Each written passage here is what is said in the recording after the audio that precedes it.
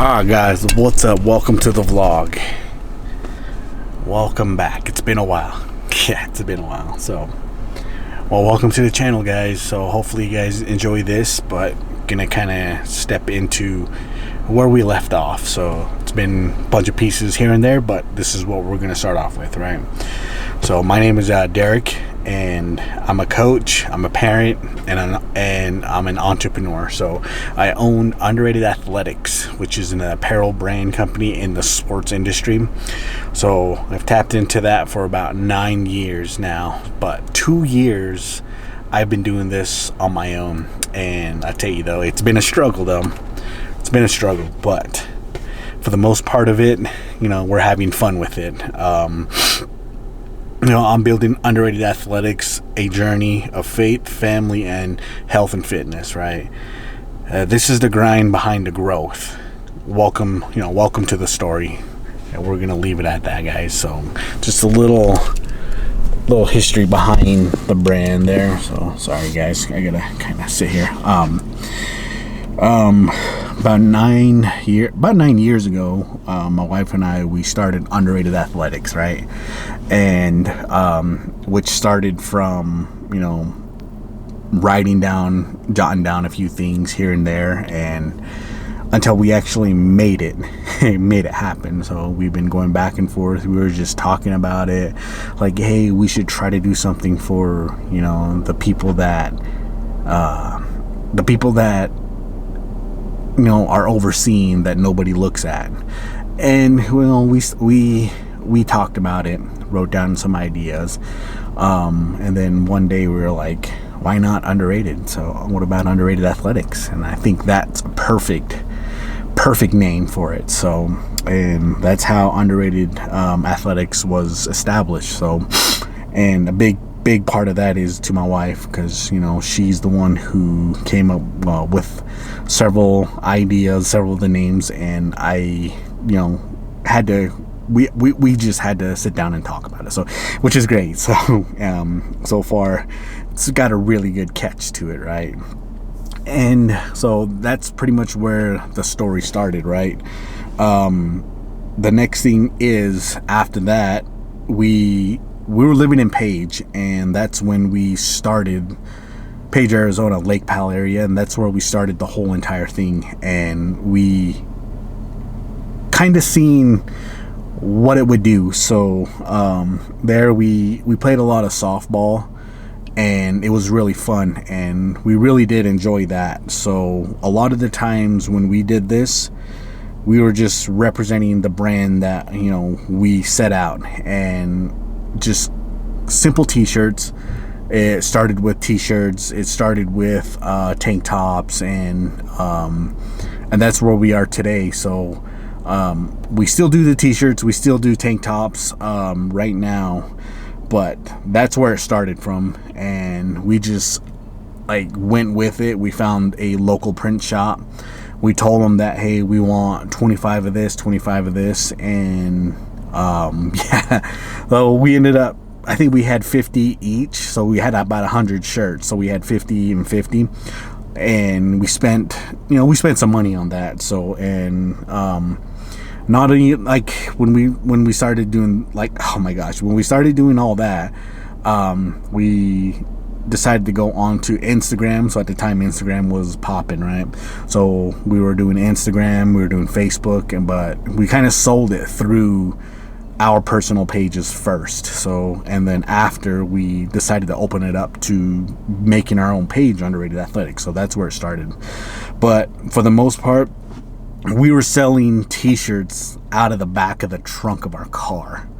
So that was probably one of the most side hustle you can do, is sell it from the back of your trunk. So somebody, I would just walk up to somebody randomly and just say, hey man, I have this brand, and I was wondering if you want to rep it, and we explained what the brand meant and what the brand name is, and they were like, yeah. So I was like, yeah, so we're trying to turn this into a business. So, and we went with it. I think the first week was kind of like the testing phases. So I kind of gave out samples here and there to, individuals that we knew and individuals that, were in the gym that played any type of sports. So, and ever since then, it just like took off. And we sold all 50 both sets, so 100. We sold all 100 of those shirts, and then we went back and we decided to say, hey, let's try the dry fit stuff. So we tried dry fit, and that sold out, right? So after a while, it took a little bit to find out where we were gonna sit. So and that's when the e-commerce business, like 2017, 18 e-commerce came about. So that's when I was like just looking around trying to, because I wanted a website so I can start selling stuff. And then all of a sudden we jumped into it's called a POD, so made to order stuff. So I was like, hey, since we can't have this on hand, let's try doing e-commerce and having somebody else make it and then have them ship it. So we did that. It was great for the first year and a half, and then after that COVID hit. So yeah, so it was a great grind from the 2 years, right? So that was part of the plan that we wanted, and it really opened my eyes to what we can do with this. And yeah, it's such a long story, but I just kind of want to keep a little bit of brief of everything. But yeah, so that started, and then we started introducing a lot of sweats, some hoodies, and it started gradually growing. And then all of a sudden, once TikTok came about right after COVID, so COVID hit hard, right? So we didn't touch anything. We weren't able to do this and that, and we couldn't get our hands on a few things. So everything was kind of slowly shutting down, and then it slowly started opening up to a few things. But we started getting into the hoodies, we started getting into the sweats, socks, and then all of a sudden it like stopped because the e-commerce was starting to get a lot of it was getting saturated. So they call it POD, print on demand. So that started to slow down, and then and I realized that we need to start. We need to change something. So we kind of looked a little bit more into it. Looked into what type of fabric, what type of hoodie to get, what's the weight on it, the thick hoodies, the thin hoodies, the fleece. So there was like a lot more going into it than I originally thought. So I figured that, let's just get that sweater and let's do it. Let's just print on that, right? So that's what we did. So we bought our first bulk of hoodies, and I started printing them myself. And I was like, you know what? If I can cut the costs of print on demand and hand making and print them myself, then we would have a larger margin of profit. So in a way, I was thinking about the business side of it like that. So we purchased our first bulk, and then I learned how to print. So there was a lot of time spent onto that. I learned how to use a screen press. I am like literally the one you screw to your table. That's what we started with first, and then I bought a little one color, one press. So, and that you still had to screw to the table. So I screwed it to our kitchen table, and it was great. Oh no, actually I clamped it because I didn't want to put screws in. So clamped it, and I was like, okay, let's start running this. So we did all our first prints, and I think we bought at least 100 shirts again, and then we sold, I think it was about 80%, 85% of it. And I was like, hey, that's good. So, and then we moved on to the next thing, and then the next thing, and then the next thing, and then eventually we're here. So out of probably the whole entire time, the first 7 years, it was kind of like more of a side hustle. And then when we moved back to Utah, I decided to put it up as a business, right? Oh wait, actually, in Arizona, it was probably, I think it was like 4 years. No, 2.5 years. I kind of said, okay, let's try turning it into a business. So we did.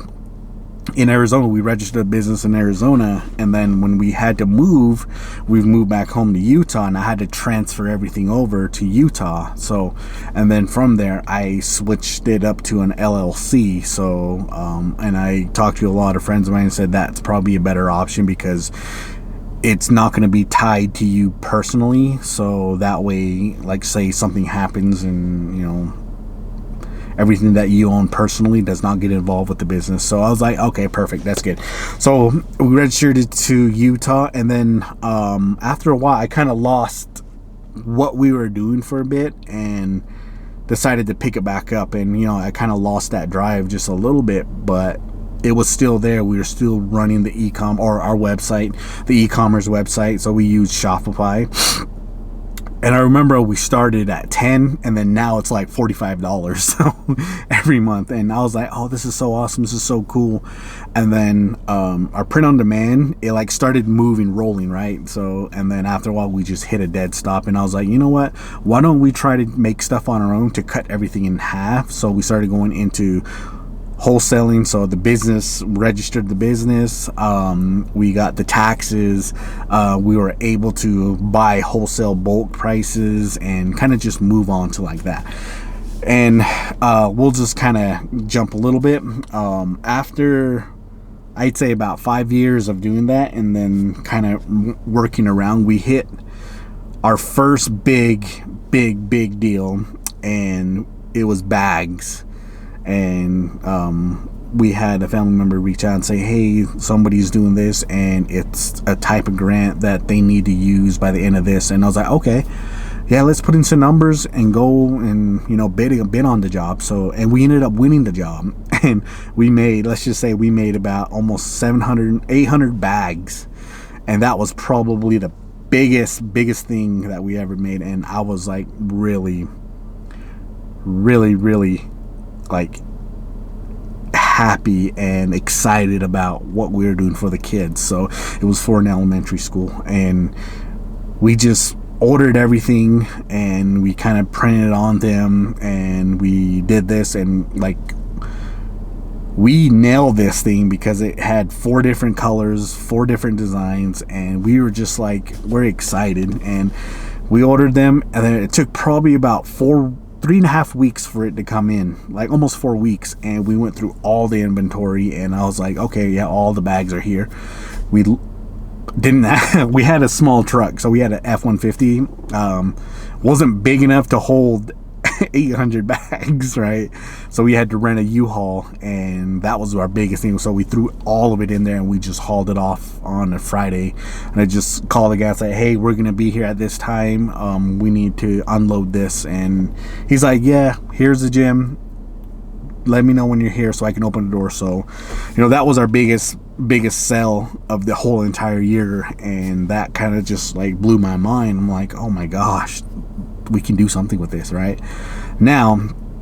And then after that, I was like, I want to get into the schools. I want to supply underrated athletics with the school. So the teams traveling stuff, so the bags, the hoodies, the pants, the shirts. So why don't we just brand out the tags, everything that's on it, and push it out there?